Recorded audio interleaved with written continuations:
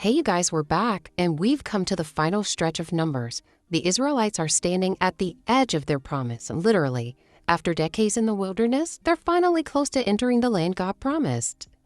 But, as always, there are lessons to be learned, choices to be made, and a few unexpected turns. So let's get into it. The tribes of Reuben, Gad, and half of Manasseh see that the land east of the Jordan is perfect for livestock. And instead of crossing into the promised land, they ask Moses, "Can we just stay here?" Now, this request doesn't sit well with Moses, because it sounds way too much like what their ancestors did, choosing comfort over obedience. He warned them, "Are you trying to discourage your brothers, just like the last generation did? Don't make the same mistake." But they clarify, they're not abandoning Israel's mission.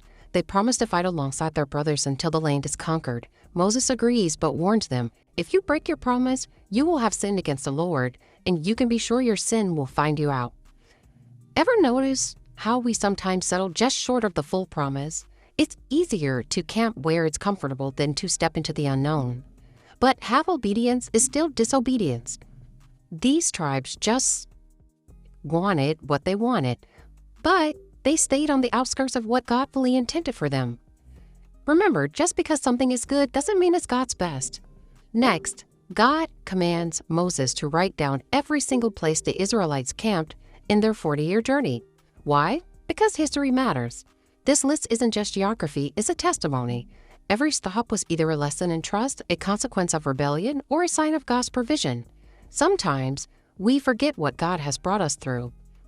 That's why remembering is powerful. Your testimony, your own personal Numbers 33, is a record of how God carried you when you didn't think you'd make it. So, don't just move forward, look back, and recognize His faithfulness. God then gives Moses specific instructions: divide the land among the tribes, and establish 6 cities of refuge.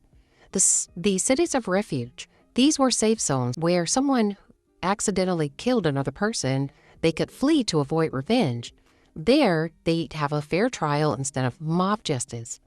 So in a world quick to cancel, judge, and condemn, God's justice system included mercy, a place to breathe, explain, and be fairly heard.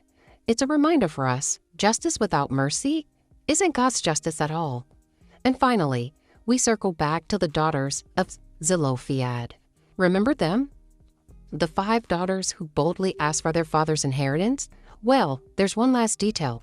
If they marry outside their tribe, their land could shift to another tribe. So, the solution? They must marry within their own tribe to preserve their inheritance. It's a small but powerful ending because it reinforces that God cares about details.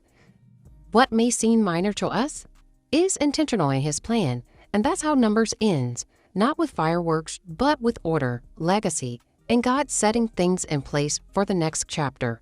Because this isn't the end of the journey, it's the setup for what happens next.